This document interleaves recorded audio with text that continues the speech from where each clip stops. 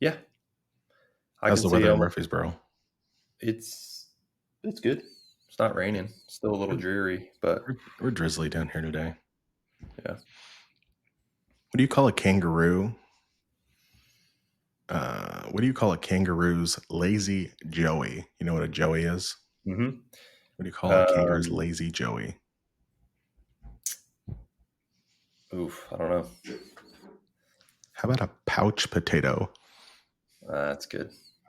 I know that's bad. Take that That's home good. and serve Dad it. joke.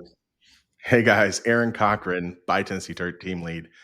I'm here with our preferred vendor, our preferred lender, Bryan Johnson, the money man. Today, we just want to give you a little insight. We're realtors, we're loan officers. To some people, we're scary people. They fear conversations, and we just wanted to get a little bit in, who Bryan is, and he's a family man. He's a Tennessee local. Went to college here. We're going to dive into anything and everything. Why he loves living in Murfreesboro. Lots of stuff. So, welcome, Bryan. Hello again. Thanks for having me again. Yeah, Bryan Johnson with Primis Mortgage. Been hanging out with Aaron and Cassandra and his team for over a year now. Yeah. Um, Again, excited to be on the podcast. Yeah. So tell us a little bit about your history in Murfreesboro. Let's start there. Like, I know you eat, breathe, live, sleep. If I need a referral for something in Murfreesboro, hey, where do I get a suit pressed? Where do I go get a good bite to eat? Where do I take the kids to play? Bryan's usually got an answer for me. Why do you know all this, Bryan? Yeah. So I was born in. My parents went to Auburn. That's where they met. So I was born in Auburn, Alabama, but we were only there for a year. But we're in Georgia for a year. But I've been in Murfreesboro since preschool. So yeah, I've grown up here and um, have been around. And with my family and my in laws, they're pretty well connected as well. But yeah, I love Murfreesboro. Love Middle Tennessee. Went to That's where, MTSU? yeah, I went to MTSU. So I went to Riverdale High School here in town. Went to MTSU. Met my wife in college. She's from here as well, but met her in college through the college ministry at the time Nice. at Bel Air at Bel Air Baptist, which is a local church here in town. So that's where we were going at the time, and that's where we met. So a lot of our college friends we're still connected with, and carved out some good relationships Gotcha. through MTSU and church, and it's been good to us, that's for sure. And then real estate, obviously, the real estate market has been fun as well here in Middle Tennessee, all the way up, Nashville, trickling all the way down into all these surrounding counties. That's been really cool as well to see the real estate transform and all of these different cities and towns Yeah. grow a lot. So that's So that's been fun to play a role in that. you haven't always been at Primis Mortgage. What drew you to Primis? Like, why Primis? Like, what makes it where you hang your hat today? Yeah, so our group of 30 Yeah. people maybe. So there's some loan officers, underwriters, processors. All of us moved to Primis when that it would have been a year and a half ago. And one of the things that we liked is because some of these bigger banks, there's different companies, and some of them have more legacy processes and protocol. They're not as nimble. So when it comes to Primis, it's a younger, newer company that's very nimble in terms of we don't get in our own way, and we can adapt, and we can bring on new products Hmm. quickly, so we can move quickly and adapt to this ever changing market. So that's been the best thing, and the fact that I can call the head of underwriting, or I can call my underwriters. We can actually get people on the phone. Some of the bigger banks, I'm not trying to knock other banks, but No, some but of the other banks can be a little bigger where, in previous companies, I did have to submit a support ticket that then needed 24 hours for them to respond to then maybe agree to me having a conversation with an underwriter. So very bureaucratic, I guess. so Primis is just And a lot less clunky. It's more of a Exactly. small town feeling, small town lending, but a lot of capabilities, a lot less chunk and clunk and things like that. Hey, I kind of Yeah. like that. You need to run Yeah. that I mean, slogan up the flagpole. No less I know, Primis I know. Mortgage, I a lot need less chunk and clunk. chunk and glunk. So, but even with the leadership, they know what's important. So even like on the bank side, you have the ability to be on the golf course through some of the services that they provide. And if you need $200 cash, like you're going to go to an ATM, well, they have a service where it can get delivered to you. Um, so they have like, anyway, they're very forward thinking when it comes to just the new way of banking. Not that the Yeah. old school brick and mortar is bad, but there's also technology that we can leverage. So all the way up from leadership, having that mindset that just trickles all the way down to what we do. And they're always thinking about how they can help us stay ahead and leverage technology or leverage, even if it's a unique brokered loan program that we may not use a lot, but we still have access to it. So they're Yeah. good at just giving us access We've and utilized plenty of those. I know that. we have. So So, usually when we get the denial somewhere else, usually it's a client coming to Cassandra and I or our team and going, "Hey, I got denied over here, so on and so forth. Hey, I need to get Brian to look at this." And like you said, brokered products that the other banks they don't conform to, and we're able to get the thing done. So that's excellent. yeah, for So sure. Brian, you live in a unique neighborhood in Murfreesboro. When I say it's unique, I don't know. I think you guys have a lot of community and a lot of, I don't know. It's like it's your home outside of your home, but around your home, and you guys are constantly doing stuff. I mean, your social media just blows up with like. Do you guys even live in your house? You and your neighbors? Like it's like you guys just live in the front yard. I saw a I video know. of your wife and a neighboring wife like competition mowing yards the other day. Like Oh yeah. what goes on in your neighborhood? Yeah, Kenzie makes me look bad when she mows the yard, but she does. She likes to mow the yard. Okay, I'm Yeah. sure people drive by and they're like, "That Brian is the worst It was a husband." good But no, looking mower, by the way. And just so you know, she, yeah, and compliments. that was another neighbor's mower. That's Okay. 4-wheel drive, has 2 blades. Anyways, that's another conversation. But Yeah. no, we live on a great street, Prim Springs Estates here in Murfreesboro. It's there's probably 7 or 8 families with kids around our kids' ages. So no, we're just all about community. We just love people. We love hanging out with people, and people probably use this phrase too much, but doing life with each other. But Yeah.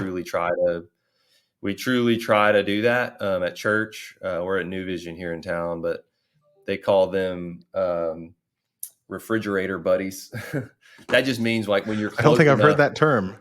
Yeah, it just means like when you do life with people, like real life, like you and I would be these two. But when you really know someone, you can go in their house and get eggs out of their fridge, or Yeah. you know what I mean? Like you have that type of relationship where there's no walls like that. So, anyways, we have some good relationships like that, and we believe in like actually doing life with people and getting to know those around us. And Yeah. again, I personally believe we were created for community. I think you believe that as well, and I think that's why we 100%. love. That's probably one of the reasons why we love real estate. We just get to meet so many folks and get to step into an important decision and buying a home, and it's just exciting. So it's just a different type of community and in more of a professional setting. But it all looks the same. It's just getting to know people, helping people get from point A to point B, You guys do a lot of help solve community problems. events and stuff like that too. Like I've heard of you guys do like a pickleball tournament and in the street, Yeah, or is it you guys have a pickleball court, or is it just like a breakout session like growing up like we did roller yeah, hockey in the cul-de-sac? Like is that what it yeah. is? We But it's the do. adults, right? Yeah, yeah. So further down the street. So one, I call him Mayor Eric, but no, Mayor Eric. Eric. Okay. So He there's a built. hierarchy within your fridge community.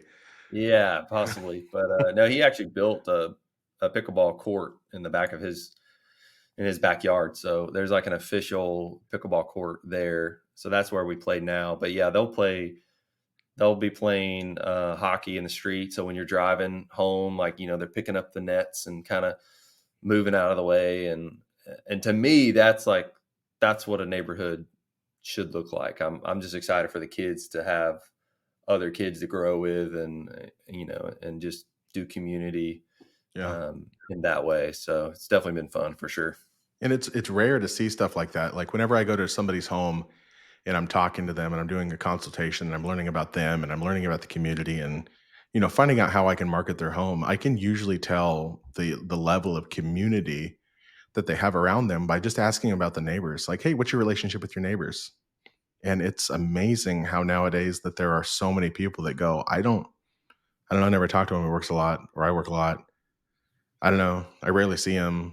It's not community. So like you almost have this, I don't want to mean to use the term, but you have this utopia. Like what was what's the movie Pleasantville or whatever, where it's just like very traditional, like everything that everybody wants. So you live in, I mean, being in Murfreesboro, you're in a suburb, you're in more of the hustle and bustle, but you have a very traditional community, something that you or I would have experienced growing up that we don't necessarily find nowadays. So Yeah, I mean, I guess it takes more effort to pour into people and get to know people. do you And I think guess that, not everyone cares to do that, maybe. can you attest that to, I mean, growing up in the South, could you attest that to more Southern culture? Like what's the, what's the melting pot of your neighborhood? Are they all, traditional Southerners? Are they from all over the country? Like Yeah, what's, I would say no, not really. I mean, I've got no? a neighbor to the left. They came from California. Technically, my other neighbor is originally from Iowa. I mean, some Um, of us do go running from California because we want things like this. So, I mean, yeah, I it's got okay. Harry down the streets from London, and his wife's from California, and then another couple's from Colorado. So we actually do have a large representation of different areas. Yeah. We hear the term But here in Tennessee, don't California my Tennessee so often. And honestly, I don't really think that I don't think really that's the case. I think it's a lot of very like-minded individuals moving to the state and creating communities like where you live now. So, yeah, I guess I just don't know any different. I know not everyone wants that. I mean, I know some people just want to come home and not. And I have those days too, where it's I need to check out. yeah, But no, I guess I've always grown up being around people, and yeah, I mean, I'm a 7. I guess Kinsey's a big Enneagram. All these girls like the Enneagram numbers, but I okay. guess I'm a big. She and I both are 7s, which I guess is like the extrovert, whatever. So for the most part, I'm an extrovert, but then I'm also introverted. Sometimes Yeah. I get to that point where I need some alone time. But no, for the most part, we absolutely love hanging out with people. So we're Yeah. always outside So doing something. some of your kids have gotten into sports as of recent, right? Yeah, they're in baseball and softball right now. Okay. So How's that? we're This doing is their first year in those? it is, yeah, first year, second season for Everly. Okay. And we're just going with the flow. Going So with the how do flow. you So h- so you've got a lot of projects going on. You're overseeing your lawn right now. You've got kids in sports. You've got a community that you spend time and energy with and pour into, as you say. And you go to church and you're working home. Like, how do you find that balance? Like, is it compartmentalized into work if you really do love what you do? Is it just one big melting pot of just synergy? yeah. That's a good question. Because I'm still trying to find the balance sometimes. But no, I think I just enjoy everything that I do. So I don't look at I haven't looked. I mean, I've been full commission, just to be transparent. I've been full commission for 8 years now. So I haven't looked at like 9 to 5 I couldn't imagine. in so long. So I don't look at 5 o'clock and I'm like, cool, I'm done working. Like I just don't operate that way. I'm just very fluid and just Yeah. and I think the kids have learned that. And Kinsey's been great because her dad has owned a freight brokerage for years. So she's grown up seeing him always working, but he has a fantastic balance, meaning he can jump on the phone and hammer work for 10 minutes and then he's immediately back with family. Yeah. So I think it's you just have to know how to do that, and when you're then present with your kids, like truly be present with the kids. But I'm just getting them, I'm always trying to remind them that, look, I do still have to work and I'll take some calls, but I get to do it where, I'm still at your baseball game and I'm watching you play baseball, but I have the ability to work and take a phone call while I'm at your baseball game. To me, that's a huge pro in my opinion. Yeah. I'm still able to kind of move around and do what I need to do, but still work. But it does take some balance so that the kids feel and feel heard and feel seen, Yeah. even in the midst of work. So Cassandra and I talk about work-life balance with our agents a lot. And, I had a conversation with an agent on our team as of recent, and, they were worried about being there and being connected. And I told him, I was like, hey, if you had a 9 to 5 job, like you just wouldn't be there at all. So right. don't be afraid to do a little bit of work. And, it's okay to answer a text message or respond to a call, but like you said, you don't work a 9 to 5. So there's a lot of balance when you're working with clients, our clients, anybody's clients, about stuff is you might not answer the phone from 5 to 7 because you're having dinner and you're putting the kids down, but you might call them back at 8:30 at night. Hmm. Like it's not traditional banking hours. So it's just everybody understanding and being respectful to everybody's boundaries and so on and so forth. You're also not going to Right. cold call somebody during dinner. So, which I've Right. experienced a lot lately. Right. Yeah. It's So, like the pest control people that door knock like right at dinner, and oh yeah. they're Like, adamant. you are the pest. Please get off my porch. Please, yeah, please get off my lawn. Yeah. So you guys like to Yeah, vacation down what Gulf Shores, stuff like that, right? It's you guys yeah, did a really we nice love the beach. family vacation this year. Yeah, we love the beach. And I just love the kids, and Kinsey love the beach. So it's just for me as the leader of the house, I just want them to always have that time as well. So yeah, we love the beach. But even at the beach, I'm still working, but Yeah. I get to work. So I get to work. Well, But you work normally so the that you have vacations are those good. abilities. Yeah. Yeah.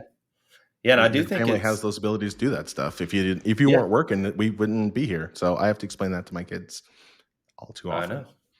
I know. So no, I think it's a very simple mindset shift when it comes to what we do, and 'cause there's so many things you could complain about and be negative about in terms of our industry or how much we work or when we have to work.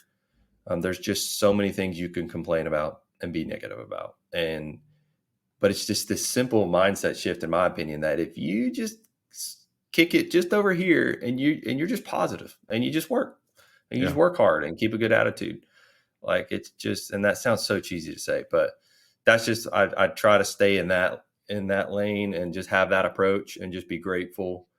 Even if a phone call is at 8:30 p.m., it doesn't matter. I'm grateful for it. Yeah. And we've seen it get slower in the past couple of years. So that also helps you become more grateful for those phone calls. My father-in-law calls those peanut butter calls, meaning it's putting food on the table. And I've heard him say that, and I've said it too. Like, Yeah. look, don't apologize for calling me at 9 p.m. You're putting food on my table. So Yeah.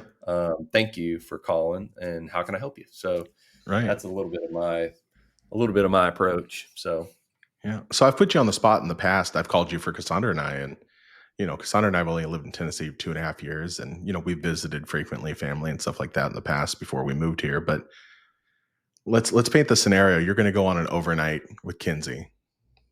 Where are you going on an overnight that's obtainable? Where are you staying? Where are you eating? Where's your entertainment? Like, what's your go tos? And I yeah, know you've got some. I know you probably have a lot, but it's like, what's yeah. your favorite? Well, no, as of right now, if we did like our staycation, we would probably just do our Nashville. staycation. So we typically try to pick a newer boutique hotel somewhere because there's so many. There's a lot off of like Printer's Alley. So I don't know. We'll probably stay at some random hotel and then pick another dinner place that we probably haven't gone to, because there's a lot of newer, nice restaurants. So we try to hit a new restaurant if we can, and maybe maybe just then go grab drinks somewhere. Yeah. Nothing That, crazy. that's the Just a hard thing little in Tennessee, Nashville. especially in Nashville. If you go, hey, I want to pick a new restaurant, it's almost to the extreme of like I could Google it the night before and I could wake up the next morning and there's like 3 more options that weren't there last night. And you go, where did this come from? I know. So we are pretty dialed back. So one of the Yeah. last few times we did that, we were in like Germantown or something, and like there was a scooter because they've got all the little electric scooters, Yeah. and so yeah, there was only one. So she and I both were jumped on the same scooter and like just ended up driving a scooter around and drove it around Nashville's Bicentennial Mall, which is that big mall park area. So I Yeah. don't know. We just kind of go with the flow. We got engaged in the Bicentennial Mall too, so that's one Okay. reason why we drove over there. But yeah, we're Yeah. easy to please. I think we just like experiencing new things and good Yeah. food. So that's probably what we do. Go to Nashville. Other than that, Stay off maybe like Broadway. Like stay away from Broadway. yeah, Kinsey has.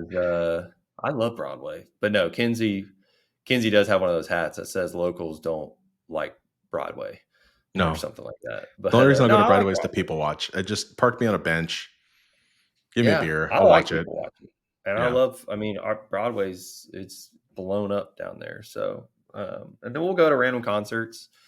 We got tickets. Someone gave us tickets to like we were eight. I'm not kidding. Like 8 feet off the stage for the Jonas Brothers concert, which was it was like all females and then me and like two other dudes. So that was And good. Just making eye contact. you're wooing with the best of them. Whoa. I don't know. I made eye contact with the guys. Like we're doing Yeah. it. We're here. Yeah. Yeah, Get here it. we go. So, um, yeah, we'll do anything and everything. And then again, the beach. But even going to Gatlinburg, staying in Yeah. a cabin, we haven't done that in a minute. We probably could do that. That's on our short-term bucket list, I think. Yeah. Sandra and the girls Yep. and I. We like if we were to do a date night with Cassandra and I like Franklin.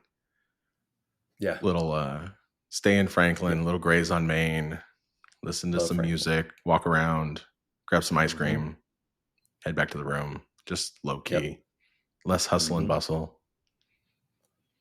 Pay my $50 for parking. Yeah. It is what it is. Arrington Vineyards is fun, and I think your team event. That's your next team event. Is that Arrington, right? Yeah, we're doing a picnic coming up here next weekend. Not this weekend, next weekend.